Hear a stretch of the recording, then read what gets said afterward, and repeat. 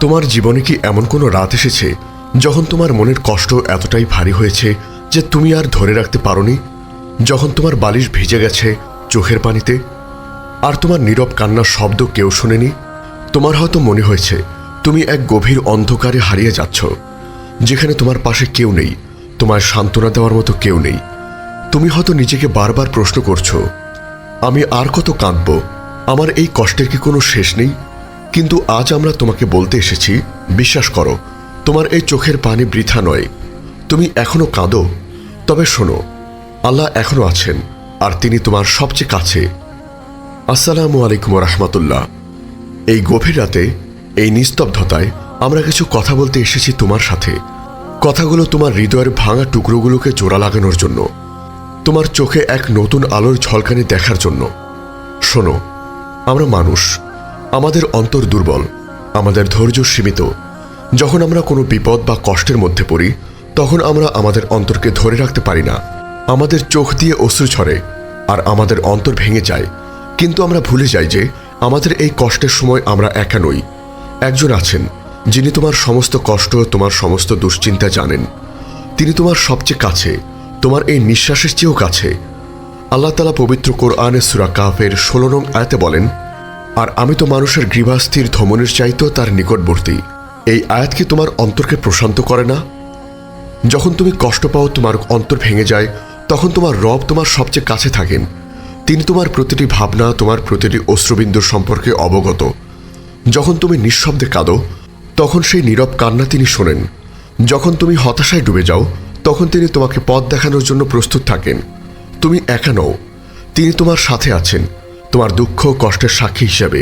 এই নৈকট্য কোনো শারীরিক নৈকট্য নয়, এটি এমন এক আধ্যাত্মিক নৈকট্য যা আমাদের সমস্ত কল্পনাকে ছাড়িয়ে যায়। তিনি আমাদের সমস্ত প্রয়োজন, সমস্ত চাওয়া, সমস্ত কষ্ট সম্পর্কে অবগত আছেন। আমাদের এই জীবনের প্রতিটি দোয়া, প্রতিটি আকুতি আল্লাহর কাছে পৌঁছে যায়। তিনি আমাদের ডাকে সাড়া দেন। পবিত্র কোরআনে সূরা আল বাকারার 186 নং আয়াতে বলেন, আর যখন আমার বান্দাগণ তোমাকে আমার সম্পর্কে জিজ্ঞেস করে, তখন তাদেরকে বলো, নিশ্চয় আমি নিকটেই, আমি দোয়াকারের দোয়ায় সাড়া দেই যখন সে আমাকে ডাকে। এই আয়াতটি কি তোমার অন্তরকে এক নতুন আশায় পূর্ণ করে না? আল্লাহ তাআলা নিজেই বলেছেন তিনি নিকটবর্তী, তিনি আমাদের প্রতিটি দোয়ায় সাড়া দেন। যখন তুমি তোমার কষ্ট নিয়ে আল্লাহর কাছে হাত তোলো, তখন সেই দোয়াটি আল্লাহর কাছে পৌঁছে যায়।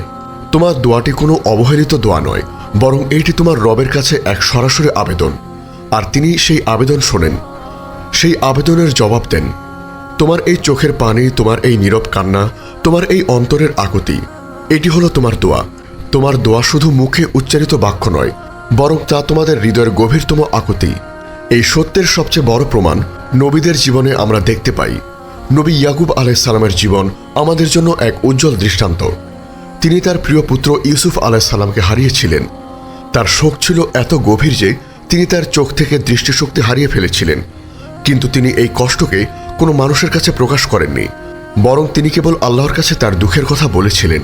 পবিত্র কোরআনে সূরা ইউসুফের 86 নং আয়াতে তিনি বলেন, আমি আমার দুঃখ ও বেদনা কেবল আল্লাহর কাছেই নিবেদন করছি। নবী ইয়াকুব আলাইহিস সালামের এই কথাটি আমাদের এক গভীর শিক্ষা দেয়। আমাদের কষ্ট, আমাদের বেদনা, আমাদের অশ্রু, সবকিছুর একমাত্র ঠিকানা হলো আল্লাহ। যখন তোমার অন্তর ভেঙে যায়, তখন মানুষের কাছে দুঃখ প্রকাশ করো না, আল্লাহর কাছে তোমার দুঃখের কথা বলো, কারণ তিনি তোমার সমস্ত দুঃখ, সমস্ত কষ্ট শোনেন, এবং তিনি তোমাদের এর প্রতিদান দেবেন। এই দুনিয়াতে তোমার চোখের পানি, তোমার এই কষ্ট বৃথা যাবে না। রাসূল সাল্লাল্লাহু আলাইহি ওয়াসাল্লাম বলেছেন, দুটি চোখকে জাহান্নামের আগুন স্পর্শ করবে না। একটি চোখ যা আল্লাহর ভয়ে কাঁদে, এবং অন্যটি যে চোখ আল্লাহর পথে পাহারাদারি করে। তিরমিজি 1661 হাদিস। এই হাদিসটি কি তোমার অন্তরকে প্রশান্ত করে না? তোমার এই চোখের পানি, তোমার এই কষ্ট তোমাকে জাহান্নাম থেকে রক্ষা করবে এবং তোমাকে জান্নাতের দিকে নিয়ে যাবে। যখন তুমি আল্লাহর ভয় বা তার স্মরণে চোখের পানি ঝরাও, তখন তা তোমার অন্তরের ঈমানকে আরও শক্তিশালী ও মজবুত করে তোলে।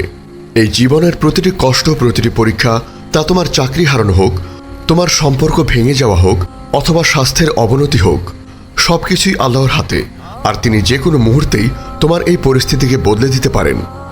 আমরা নবী ইউনুস আলাইহিস সালামের জীবনের দিকেও তাকাতে পারি।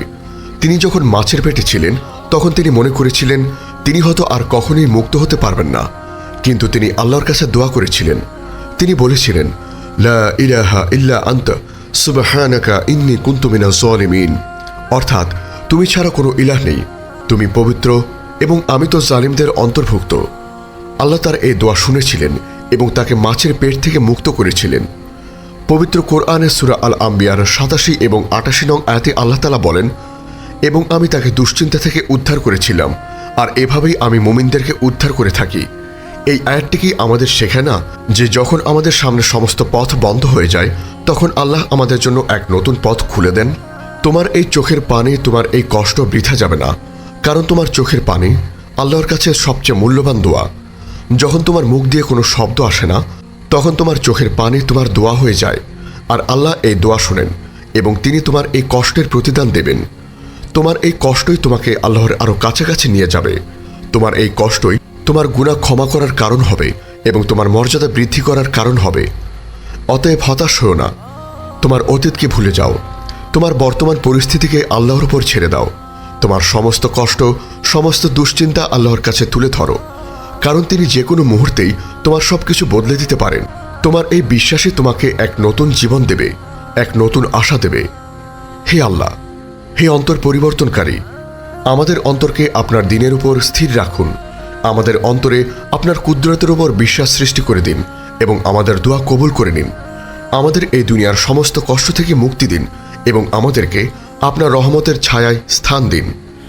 আমাদের এই মহৎ বার্তা ছড়িয়ে দিতে এবং ইসলামের আলোকে প্রতিটি হৃদয়ে পৌঁছে দিতে অনুগ্রহ করে চ্যানেলটি সাবস্ক্রাইব করুন এবং বেল আইকনটি প্রেস করুন। আমাদের ফেসবুক পেজ ফলো করে উম্মাহ কণ্ঠ পরিবারের একজন সদস্য হয়ে যান।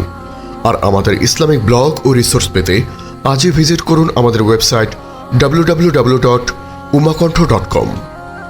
তোমার জীবনে কি এমন কোনো রাত এসেছে যখন তোমার মনের কষ্ট এতটাই ভারী হয়েছে যে তুমি আর ধরে রাখতে পারোনি?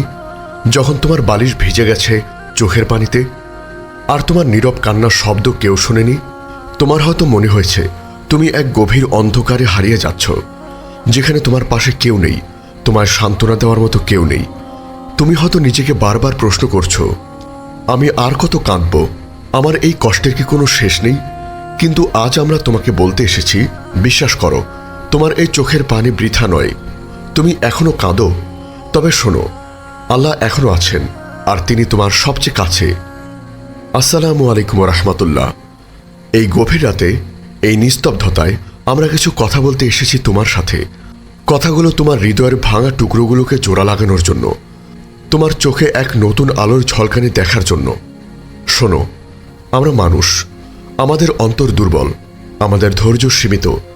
যখন আমরা কোনো বিপদ বা কষ্টের মধ্যে পড়ি, তখন আমরা আমাদের অন্তরকে ধরে রাখতে পারি না। আমাদের চোখ দিয়ে